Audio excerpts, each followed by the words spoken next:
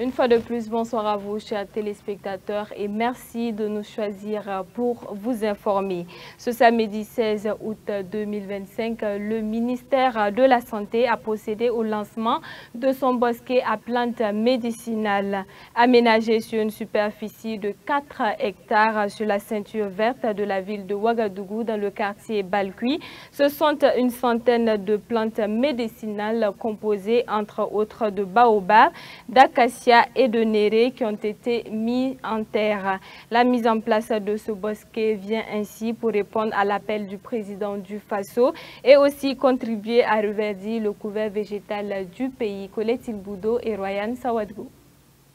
À la suite de certaines institutions et départements ministériels, c'est au tour du ministère de la Santé de répondre à l'appel du président du Faso à travers la mise en place de son bosquet à plantes médicinales ce samedi 16 août 2025.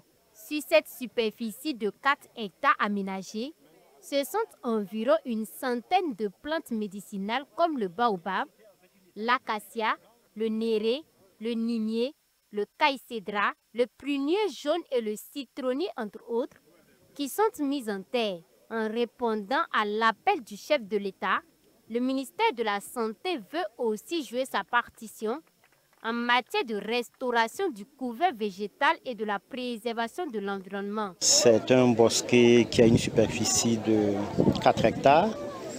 Nous avons d'ores et déjà aménagé une bonne partie et aujourd'hui c'est plus d'une centaine de plants que nous avons mis en terre. Ce sont des plantes médicinales. Cette initiative va permettre véritablement de préserver le couvert végétal. Le choix des espèces de plantes mises en terre sur ce site en ce jour n'est pas anodin selon le ministre de la Santé, qui a d'ailleurs rappelé que ces plantes viendront contribuer à faire la promotion de la médecine traditionnelle et à améliorer la résilience sanitaire. Dans le contexte que nous vivons actuellement, ces plantes médicinales vont nous permettre de bénéficier encore une fois de ressources pour pouvoir être transformées en phytomédicaments.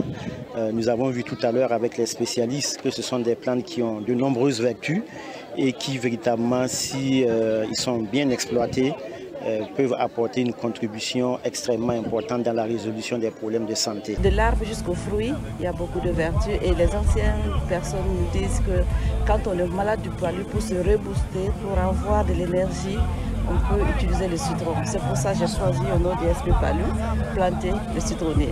La nature est une alliée précieuse pour la santé publique, la préservation de la biodiversité et la lutte contre les changements climatiques. Et à Cléophas Zerbo, représentant du ministre de l'Environnement, de souligner l'existence d'un lien étroit entre l'environnement et la santé.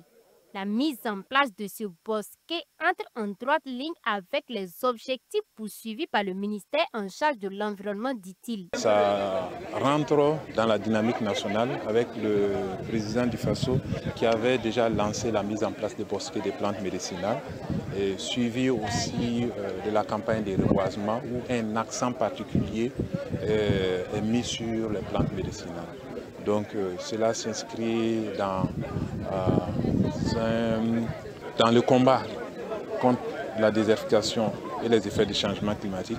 Cette activité de reboisement a vu la mobilisation des autorités municipales de la ville de Ouagadougou et de l'arrondissement 12. C'est l'arrondissement 12 qui est honoré parce que c'est dans notre cadre et dans notre territoire que le reboisement se passe.